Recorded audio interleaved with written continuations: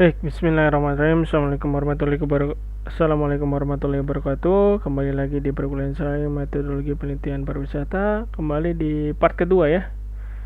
Insyaallah di part kedua kita akan lanjutkan sesi slide yang belum tersampaikan. Baik, kita buka saja. Ya, ini tadi sudah dibahas ya. Untuk variabel di quantitative research ada lagi yang namanya ini ke 11 ya. Sebelumnya tadi ini ya. Ada lagi outcome variable, also called criterion or responsible variable. There are considered outcome or result of predictor, ini memprediksi ya, variable in survey method study. They share the same properties as dependent variable. Oke, ini sama seperti dependent variable. Intervening or mediating variable. Intervening or mediating variable stand between the independent and dependent variable, and they transmit the effect of an independent variable on dependent variable. Selanjutnya yang terakhir, moderating variable, a predictor variable that affect the direction and or the strength of the relationship between independent and dependent variable, or between predictor and outcome variable. Newton Thompson 2006. This variable act on or intersect with independent variable and then together in combination with the independent variable influence the dependent variable. Okay. Selanjutnya, deductive approach typically used in quantitative research. Jadi kalau quantitative research itu bukan induktif tapi deduktif. Jadi dari umum ke khusus ya, bukan dari khusus ke umum.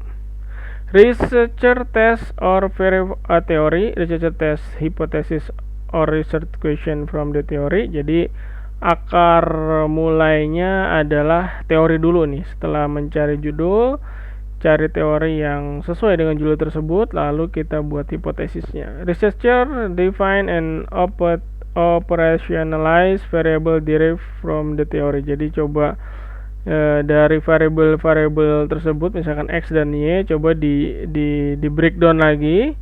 Ini teorinya kemana nih, nanti bisa dicari titik temunya. Researcher measure or observe variable using an instrument to obtain a score. Ini menggunakan statistik ya, yang tadi sudah dibahas di awal-awal. Option for placing theory in quantitative study.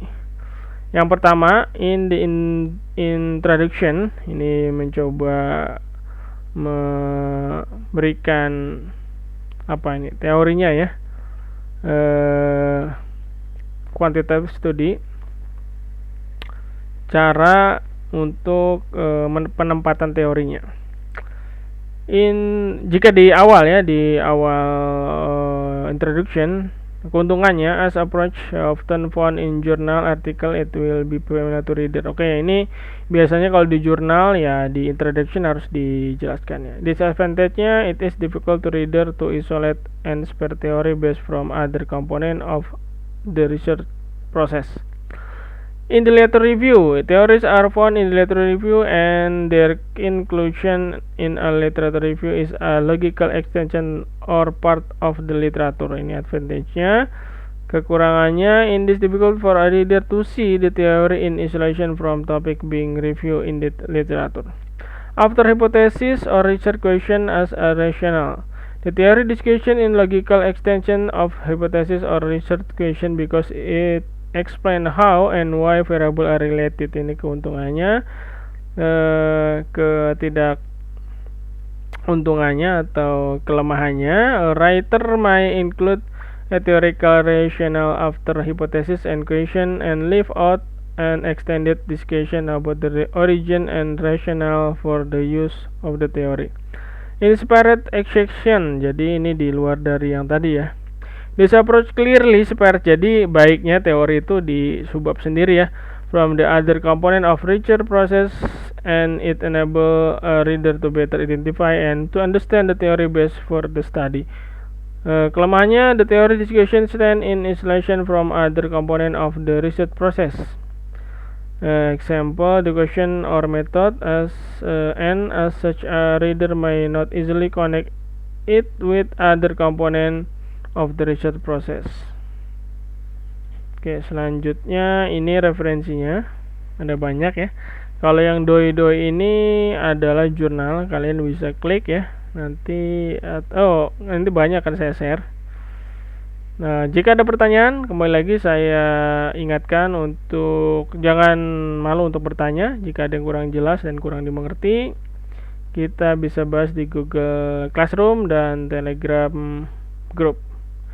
Baik, sekian perkuliahan untuk pertemuan 9 sampai 11. Saya akhiri dengan ucapan hamdalah alhamdulillahirabbil alamin. Subhanakallah bihamdika asyhadu an la ilaha illa anta astaghfiruka wa atubu ilaik. Wassalamualaikum warahmatullahi wabarakatuh. Terima kasih.